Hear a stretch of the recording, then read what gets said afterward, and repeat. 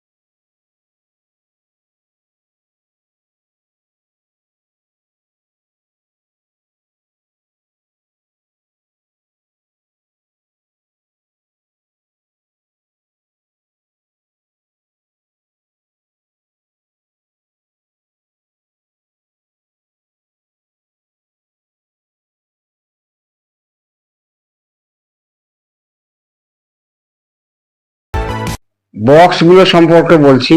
বক্সটা সম্পূর্ণ একেবারে আমার যে কার্পেন্টার মহাশয় আছে তাকে দিয়ে টোটাল টিএস প্যারামিটার অনুযায়ী নিচে আছে 10 ইঞ্চি উফার, মিডে আছে 6 ইঞ্চি 6 ইঞ্চি, আর 7.35 আছে super titanium tweeter, bullet Twitter.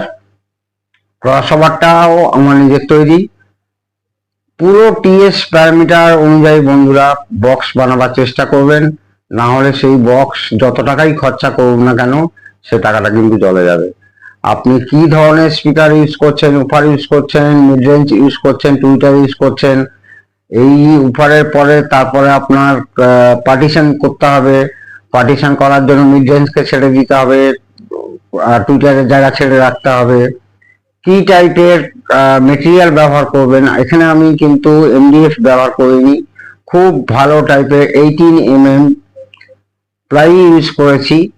আর এখানে পালিশ করা হয়নি, সুপার ম্যাট কোয়ালিটির খুব একটা দামি কোম্পানিটা আমি নাম বলছি না, সানমাইকা ইউজ করা হয়েছে।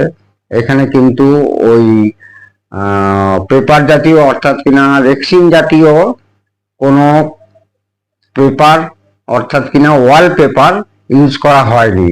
ওই ওয়ালপেপার ইউজ ওইগুলো খুব পাতলা হয় এবং সেলফ অ্যাডহেসিভ হয়, উইদাউট সেলফ অ্যাডহেসিভও হয়, কিন্তু একটুখানি কোনো রকম ধারালো কোনো জিনিস যদি দিয়ে আঘাত পায় তাহলে কিন্তু খোঁচাখুচি পেরে, যেটা আর কি বাংলায়, তাহলে কিন্তু সামনে ওই ছাল চামড়া উঠে যাবে। এতে আমি তো বলবো 25 কেন 30 বছরেও এই বক্সের কিছু হবে না, এটা আমার চ্যালেঞ্জ থাকলো। তো সাইড দিয়ে ভালো করে দেখুন, সার্কিট সম্পর্কে বলার আছে। আর একটু এড়িয়ে চালান।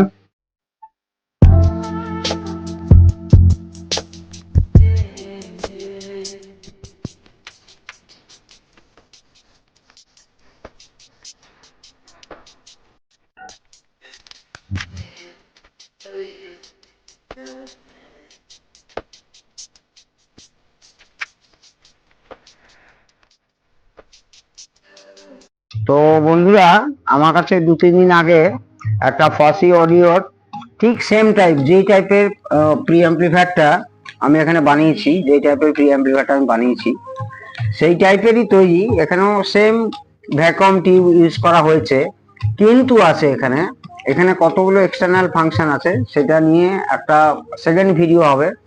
শুধু এই ফসি অডিওর এই প্রি সম্পর্কে, এটা কেন ইউজ করবেন কেন ইউজ করবেন না, এই গুণগত মান থেকে, অর্থাৎ কিনা টোটাল রিভিউ আমি আপনাদের কাছে পুরো ডিসপ্লে করব, মুখে বলে ডিসপ্লে করব।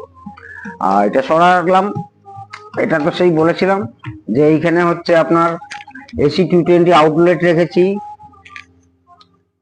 তারপরে এখানে দেখুন, এইখানে আইফোন থেকে পুরো একদম সরাসরি কানেকশন হয়ে আলাদা কোনো অ্যাডাপ্টার লাগবে না, সেখানে সবকিছু করতে পারবেন এক।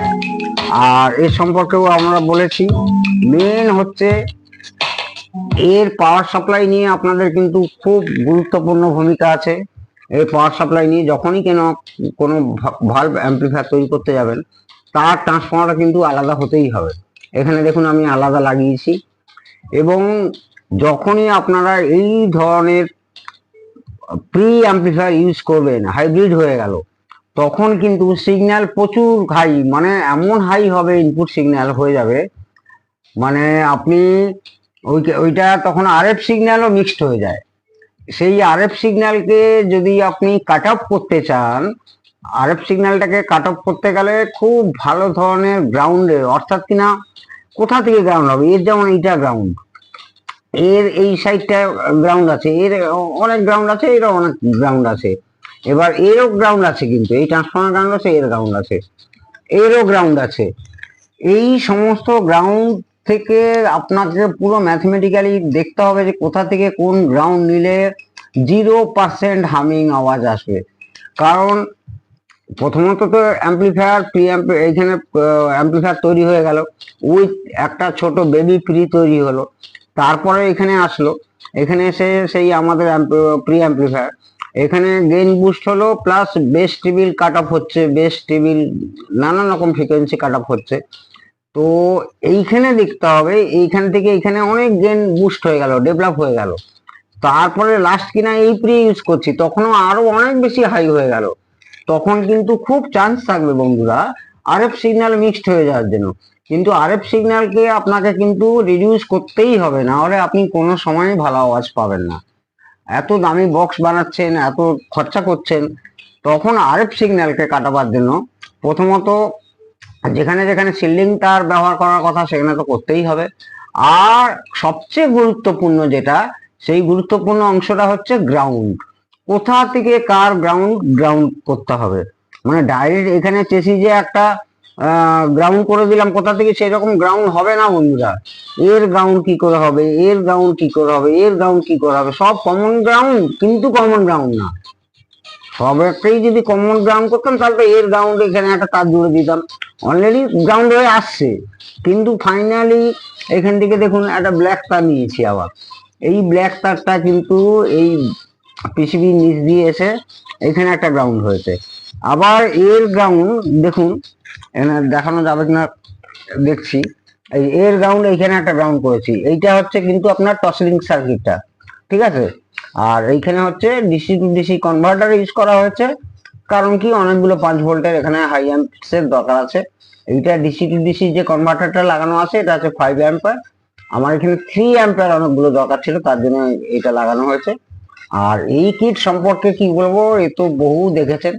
আর এখানে হচ্ছে আজকে আমি প্রত্যেক দিন প্রত্যেকটা একই সার্কিট ব্যবহার করি না, কারণ কি কাস্টমাইজ যেহেতু তৈরি হয়, প্রত্যেক সময় আমাকে সেই অনুযায়ী সার্কিট আমাকে বদলাতে হয়, কিন্তু টোটালটাই আমার নিজের তৈরি এবং আমার নিজের বুদ্ধি, নিজের ডিজাইন দিয়েই তৈরি করা হয়।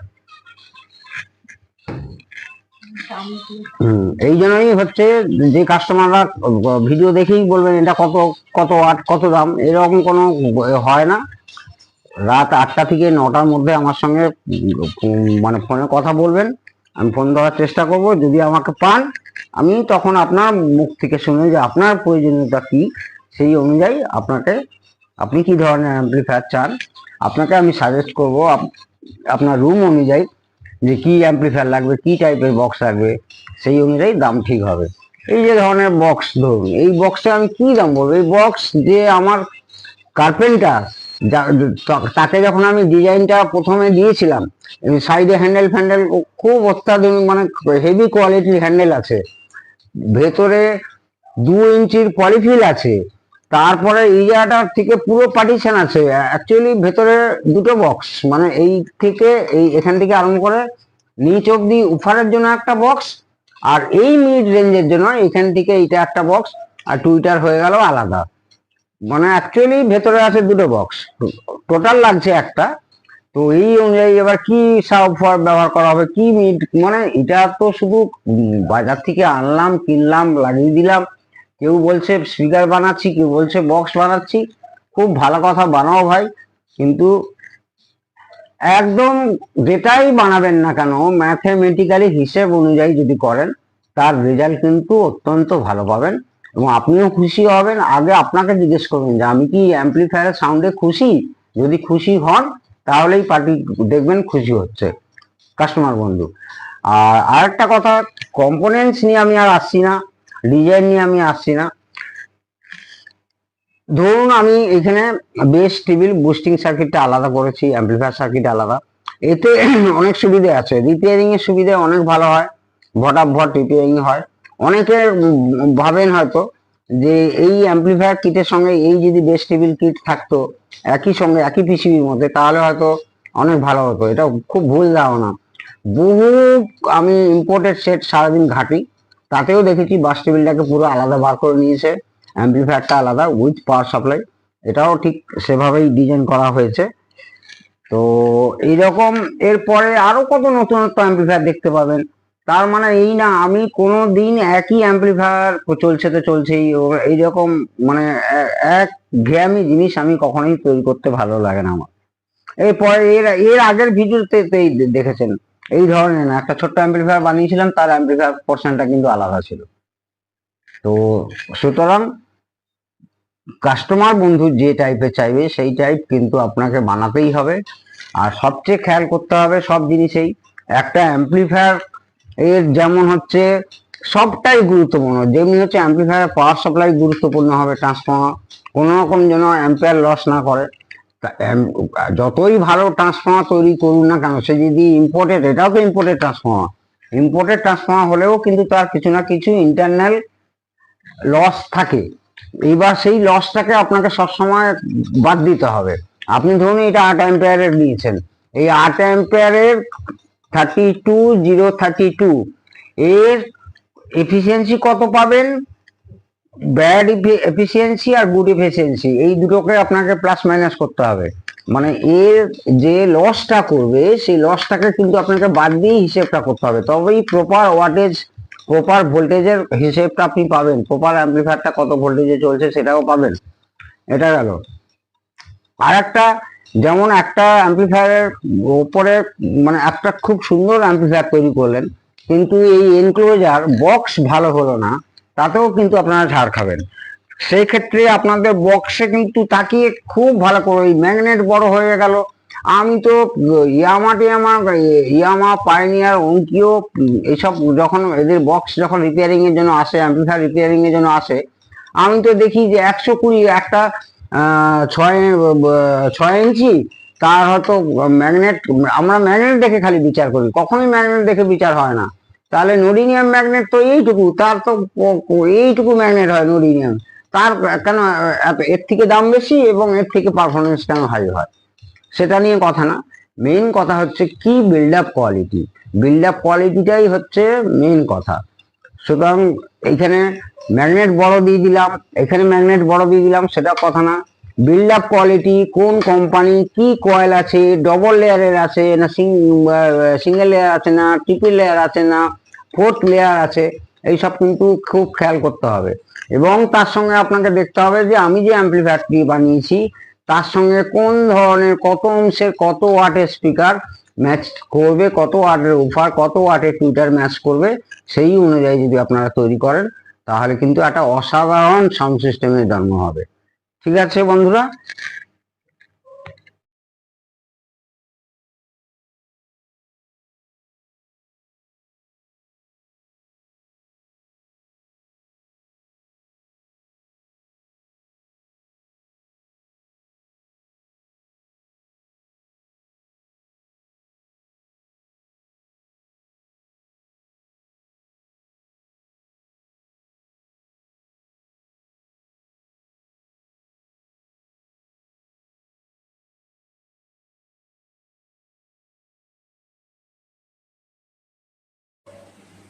তো বন্ধুরা, স্লিপ অফ টাং হয়ে গেছে একটা টুইটারের ব্যাপারে। টুইটারটা হবে হচ্ছে 3.75 ইঞ্চেস, ঠিক আছে? ওটা একটু গন্ডগোল হয়ে গেছিলো। আসলে আমি কোনো স্ক্রিপ্টেড ভিডিও করি না তো। তো যাই হোক, এর পরবর্তীকালে সম্পূর্ণ একটা নতুন ভিডিও নিয়ে আবার আপনাদের সঙ্গে নতুনভাবে দেখা হবে। আপনার প্রত্যেকে ভালো থাকুন, সুস্থ থাকুন, সবাই সবাইকে নিয়ে ভালোবাসুন, শ্রদ্ধা করুন, দেখবেন নিজেরাও ভালোবাসা পাবেন, শ্রদ্ধা পাবেন। জয় হিন্দ, জয় ভারত।